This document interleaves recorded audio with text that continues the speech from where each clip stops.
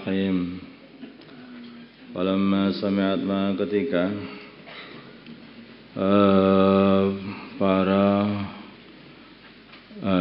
ketika Imra'atul Aziz,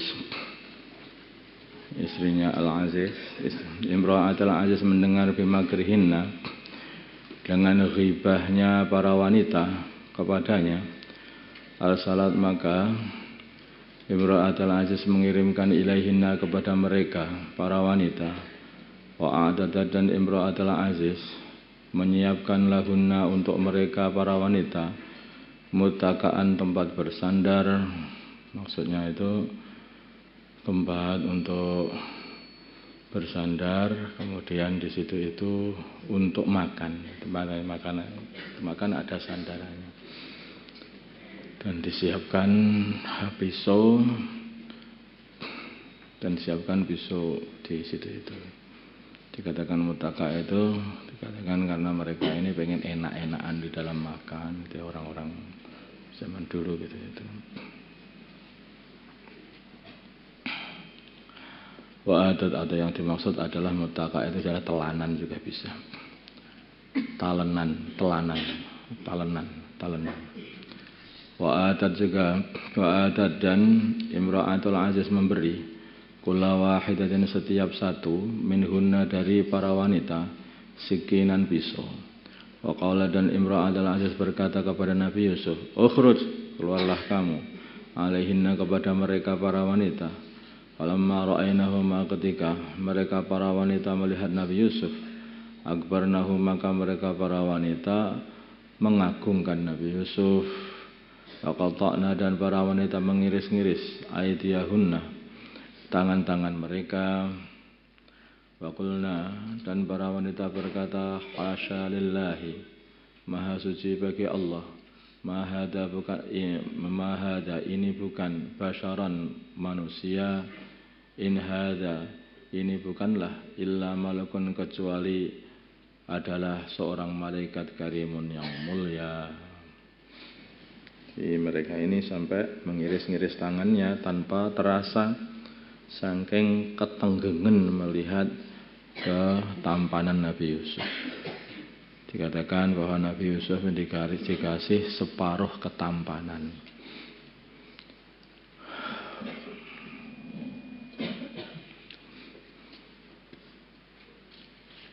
Jadi orang itu ya kalau sudah tawajuh melihat keindahan itu ternyata ya nggak terasa. Makanya kalau kita akan pernah melihat ya, pernah mendengar ceritanya Sayyidina Ali radhiyallahu ta'ala anhu, yang mana beliau ketika pulang dari perjuangan, beliau didapati dirinya itu kena panah, tubuhnya ada yang kena panah. Maka para teman-temannya pengen mencabutnya, tetapi beliau kesakitan, gak kuat dicabut anak panah ini. Akhirnya beliau sholat. Begitu sholat dicabut gak terasa. Nah, jadi artinya manusia itu ya bisa tuh kalau lagi konsentrasi ketenggengan ya istilahnya, atau konsentrasi dengan satu perkara yang dia sangat kagumi itu, maka dia tidak akan terasa sakit, nggak terasa, dipanggil nggak dengar, ya kan? Kalau lagi nonton sepak bola dipanggil nggak dengar. Harus seperti itu kan karena nggak terasa. Ya, jadi orang ngelamun juga begitu, ngelamun sing pol ngelamunnya itu juga begitu, dipanggil juga nggak dengar. Jadi nggak terasa itu bisa terjadi karena yang membuat terasa itu orang itu otaknya. Jadi kalau otaknya ini tidak dibuat terasa, ya nggak terasa. Otak itu yang merasakan sakit itu sebetulnya dari otak, bukan dari tangannya itu. Jadi yang merasakan sakit itu otak. Termasuk yang merasa melihat ini halus, ini semua panca indera itu hakikatnya itu yang merasakan otak. Maka panca indera itu akan hilang semuanya bila mana otaknya itu hilang. Ya kan? Coba aja kamu tidur. Ya kan? Kamu tidur, ada orang datang nggak ngerti, ada orang nyaci maki kamu nggak dengar ya. Karena otaknya lagi tidur. Maka ketika ada dua malaikat yang datangi baginda Nabi sedang tidur, maka dua malaikat ini berbincang-bincang. Ini orang ini coba kamu buat permisalan mengenai orang ini. Untuk apa dibuat permisalan? Wong dia sedang tidur. Maka malaikat yang lain mengatakan dia itu jasadnya tidur tapi hatinya melek. Akhirnya malaikat yang lain satu lagi mengatakan permisalan orang ini adalah Nabi Muhammad SAW adalah seperti seseorang yang dia itu membuat selamatan di rumahnya, kemudian dia menyuruh seseorang untuk manggil orang-orang supaya datang ke rumahnya makan selamatan. Orang yang mau datang dia akan masuk rumah dan makan selamatan, makan makanan yang lezat di rumah itu. Orang yang tidak mau datang dipanggil sama pesuruh tadi, maka dia tidak akan masuk rumah dan tidak akan makan makanan di rumah itu, selamatan, kenduren. Maka malaikat yang satu lagi berkata, coba kamu takwili, wong dia ini tidur loh. Maka satu lagi mengatakan dia tidur itu zahirnya saja, jasadnya tidur tapi hatinya melek. Kalau Nabi itu jasadnya tidur tapi hatinya melek, hatinya tetap tidak tidur. Maka ditakwili. Jadi Allah ini membuat undangan untuk masuk surga, kemudian mengirimkan baginda Nabi Muhammad SAW untuk memanggil orang-orang, ayo masuk rumah, ini ada selamatan, masuk surga, ini ada makanan di surga. Nah, akhirnya kan begitu. Yang mau datang maka akan masuk surga dan makan makanan di dalam surga. Yang tidak mau datang ya enggak masuk surga dan enggak akan makanan dalam surga. Sedangkan tidak ada pilihan lain selain surga kecuali neraka. Masalah-masalahnya itu. Itu artinya apa?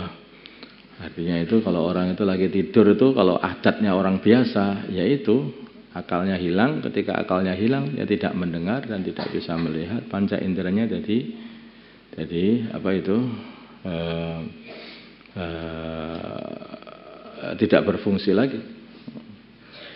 Dan juga ketika dia ini lagi melihat Nabi Yusuf sampai lupa mana-mana, maka panca indera seperti orang mimpi itu. Sudah tidak melihat, semua panca inderanya jadi tidak berfungsi.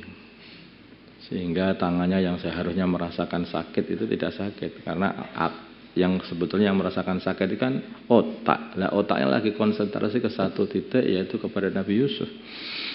Makanya tidak bisa merasakan sakit.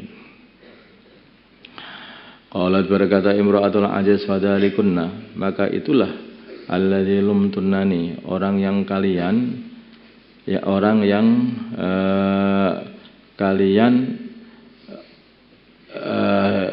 apa jenenge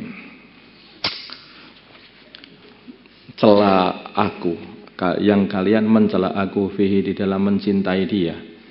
Itulah orang yang kalian mencela aku karena aku mencintai dia. Walaqad rawatuhu, dan sungguh aku telah menggoda dia an nafsihi, untuk menundukkan dirinya supaya ikut aku, taat kepada aku, untuk diajak bermaksiat. Fasta'asama, maka dia menolak. Wala illam yaf'al, bila mana dia tidak mau lagi ma'amruhu, apa yang aku perintahkan kepada dia untuk mentaati aku, diajak maksiat. La yusananna, sungguh akan dipenjara, sungguh dia akan dipenjara, maksudnya akan dibuat masuk penjara. Wala yakunana, dan sungguh dia akan menjadi minasaghirin, termasuk orang-orang yang hina. Sehingga para wanita-wanita itu, namanya wanita, ya Allah, maka dia itu malah berkata kepada Nabi Yusuf, ayo taat kepada tuanmu ini, tuan wanitamu ini, nyonyamu. Taat kepada nyonyamu itu. Katanya gitu. Harus manut. Maka Nabi Yusuf berkata, qala rabbi sijnu. Qala Nabi Yusuf berkata, Rabbi wahai Tuhanku, asijnu penjara ahabbu lebih aku cintai, lebih mencintakan ilaiya kepada diriku. Mimma yad'unani daripada apa yang mereka ajak pada diriku ilahi kepada perkara itu, yaitu bermaksiat, berzina. Wa illa tasrif bila mana engkau tidak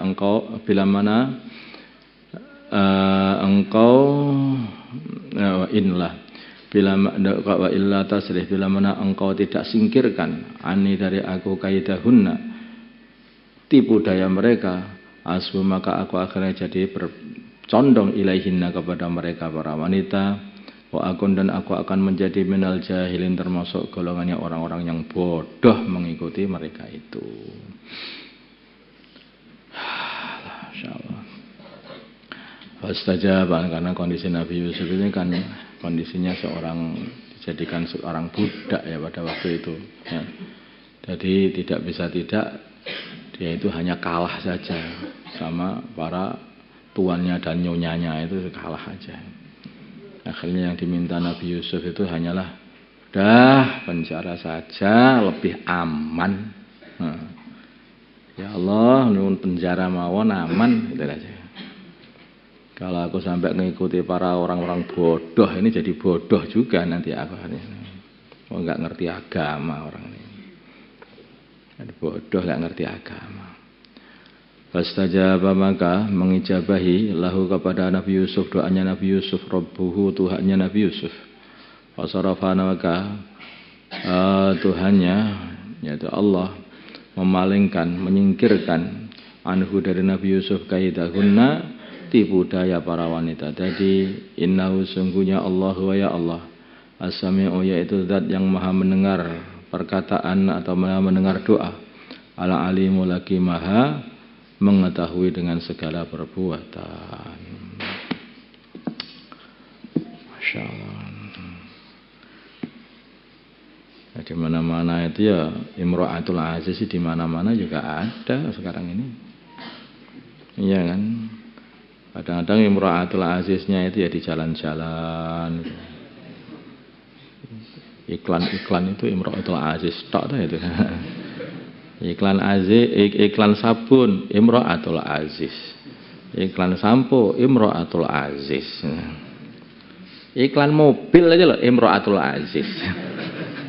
Imra'atul Aziz saiki iklan di mana-mana. Bahkan sudah enggak di mana-mana itu saja, dalam hati kita itu juga ada Imra'atul Aziz lagi. Ya repot ada ini gitu. Makanya kalau sudah ada makernya Imra'atul Aziz datang itu langsung dari madallah,